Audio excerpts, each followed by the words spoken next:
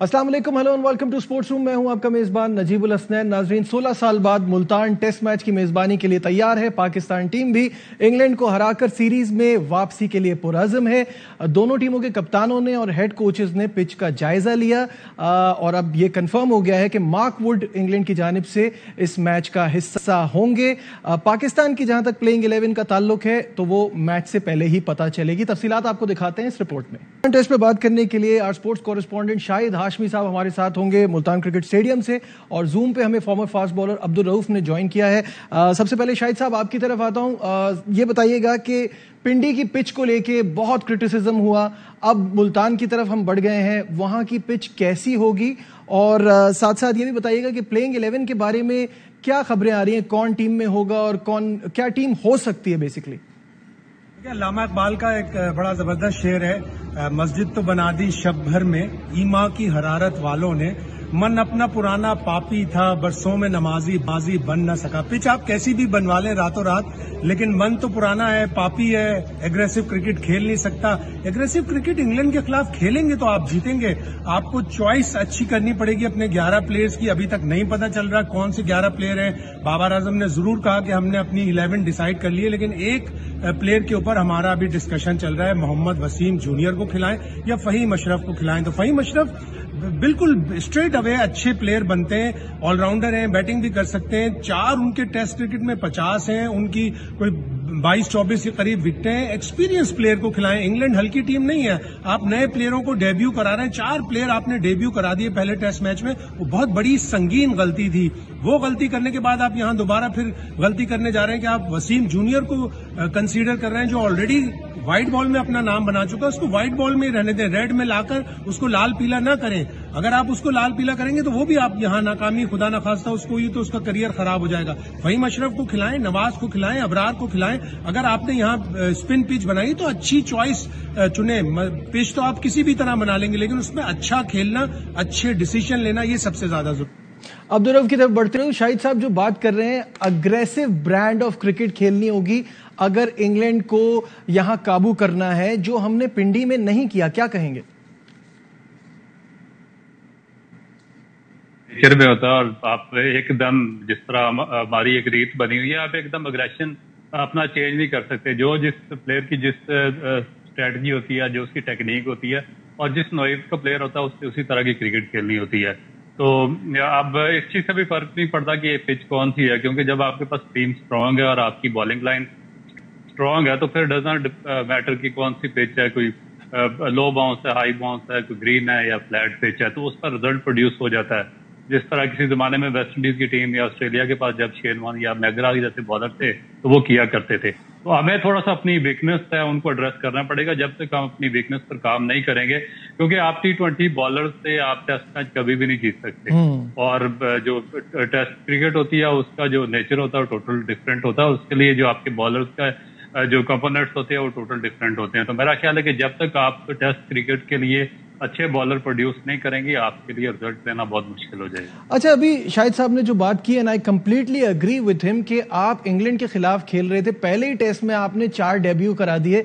ये कोई मामूली टीम नहीं थी, एक वर्ल्ड क्लास टीम है, और इतने सालों बाद वो पाकिस्तान आ रही थी। आपने आपकी तैयारी क्या थी? वैसे तो हम कहते रहते हैं कि डेब्यू कराएं, यंग लड़कों को चांस दें जब कमजोर ऑपोजिशन आती है, वहां नहीं देते थे, इंग्लैंड के खिलाफ दे दिया। इस पर क्या थॉट्स हैं आपकी?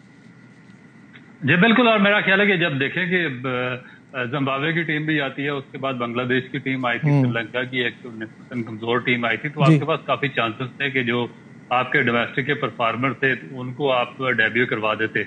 मगर मेरा ख्याल है कि अगर इंग्लैंड जैसी स्ट्रॉन्गेस्ट टीम एक आपके पाकिस्तान में आई है, उसके खिलाफ तो 4 लड़कों का डेब्यू कराना और मेरा ख्याल है कि सरप्राइजिंग है। और उसके बाद जो उनके रिकॉर्ड्स हैं फर्स्ट क्लास में, वो भी कोई इतने एक्सेप्शनल नहीं है कि उनको आप इस तरीके से इंग्लैंड जैसी तगड़ी टीम के खिलाफ उनको डेब्यू करवा दें। तो मेरा ख्याल है कि इसमें थोड़ा सा पाकिस्तान क्रिकेट बोर्ड को देखना पड़ेगा। अगर इसी तरीके से वो अपना मैटर्स को चलाते रहे तो फिर पाकिस्तान को आगे फ्यूचर में काफी नुकसान होगा इसका। अच्छा, आपने कहा कि पिच से फर्क नहीं पड़ता, आपको अपनी स्ट्रेंथ पे जाना चाहिए जिस तरह से आप खेलते हैं, लेकिन बहुत ज्यादा क्रिटिसिज्म पिछले मैच की पिच पे हुआ था, और इस पर चेयरमैन पीसीबी का ये कहना था कि हमें ये नहीं भूलना चाहिए, यही वो टीम है जो वर्ल्ड कप का फाइनल खेली। हम भूल जाते हैं और क्रिटिसिज्म बहुत ज्यादा शुरू कर देते हैं, और बाबर सीख रहे हैं। क्या कहना था चेयरमैन का, पहले आपको वो दिखाते हैं।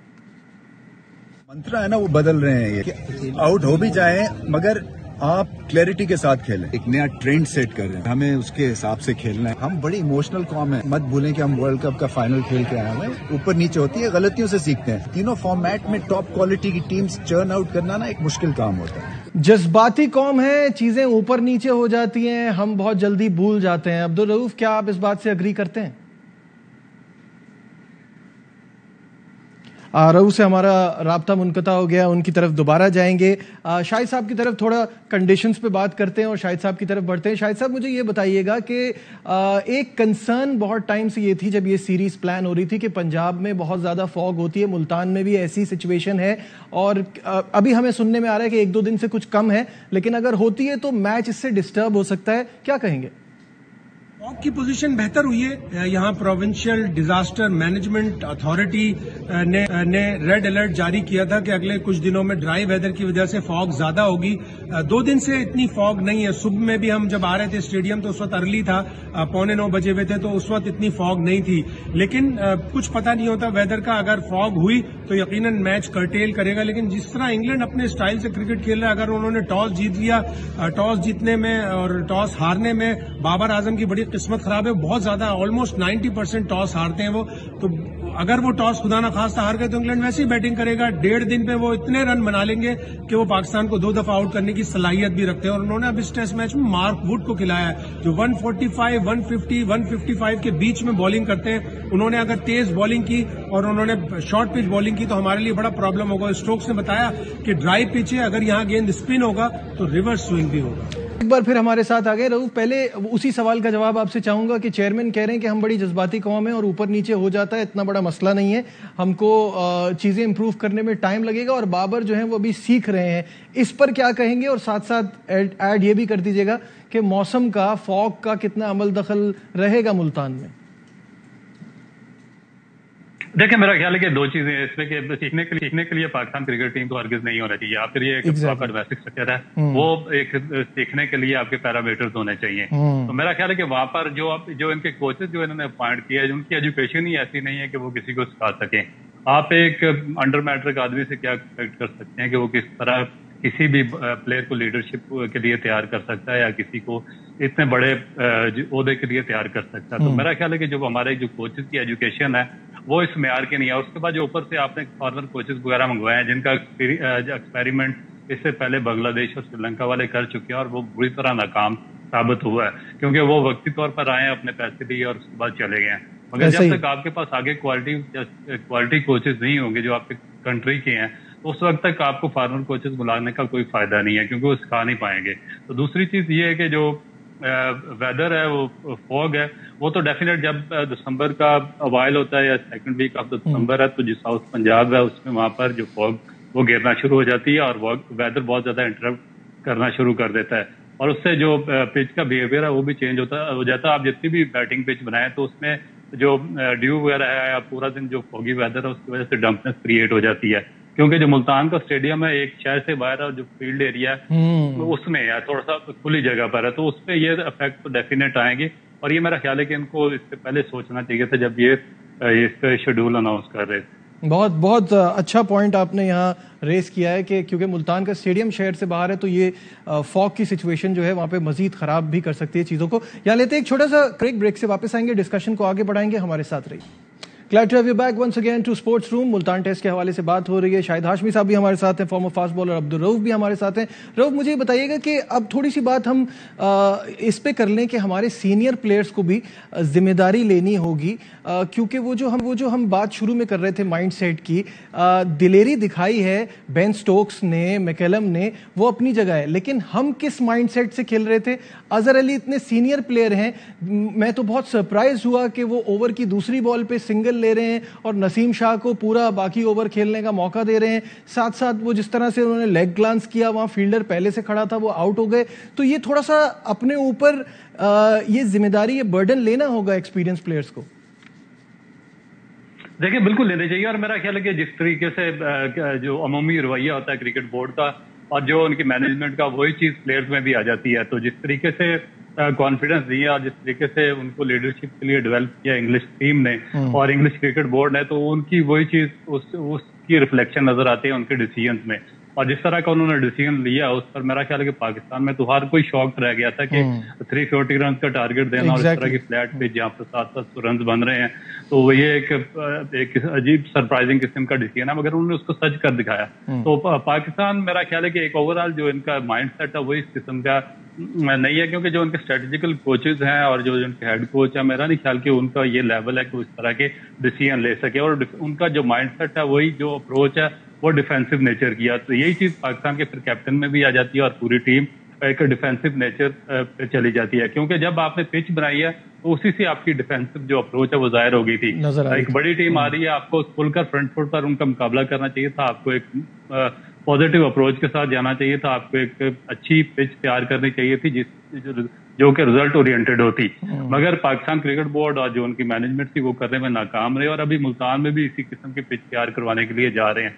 तो मेरा ख्याल है कि जो सीनियर प्लेयर हैं वो गाइडलाइन लेते हैं अपनी मैनेजमेंट से और क्रिकेट बोर्ड से, और जिस तरीके का अमूमी रवैया होता है वो चीज पूरी टीम में फिर रिफ्लेक्ट होना शुरू हो जाती है। तो मेरा ख्याल है कि यही चीज पाकिस्तान के इसी वजह से पाकिस्तान डाउनफॉल का शिकार। बिल्कुल सही है। शाहिद साहब ये बताइएगा, बाबर आजम की प्रेस कॉन्फ्रेंस भी हुई और उन्होंने जो है वो अजहर अली के हवाले से भी कुछ कहा है, क्या कहा है जरा बताइएगा हमें।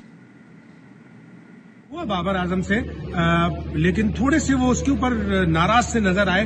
उन्होंने कहा मैं यहाँ बैठकर अजहर अली के मुस्तकबिल का फैसला नहीं कर सकता, अजहर अली को ही डिसाइड करना पड़ेगा कि वो कितना आगे जाना चाहते हैं। थोड़े से नाराज लगे वो अजहर अली से। अजहर अली बहुत अच्छे प्लेयर हैं, 96 टेस्ट मैचों में 7000 प्लस उनके रन है। अभी ऑस्ट्रेलिया के खिलाफ उन्होंने पिंडी टेस्ट मैच में इस साल के मार्च में 100 किया था। बहुत अच्छे प्लेयर हैं, उनके रन्स बनाने पर या उनके रन्स कम बनाने पर कोई गिला नहीं है, किसी को कोई डिसअपॉइंटमेंट नहीं है। लेकिन जिस तरह वो दूसरी इनिंग्स में आउट हुए वो डिसअपॉइंटिंग था, मायूस कुन था। अजहर अली जैसे अच्छे और सीनियर बैट्समैन से इस तरह उम्मीद नहीं की जाती कि लेग स्लिप में एक रखा हुआ था उन्होंने प्लेयर, और ऑली रॉबिन्सन की इतनी स्पीड भी नहीं है कि उन्होंने उसी जगह पे उन्हें खेला।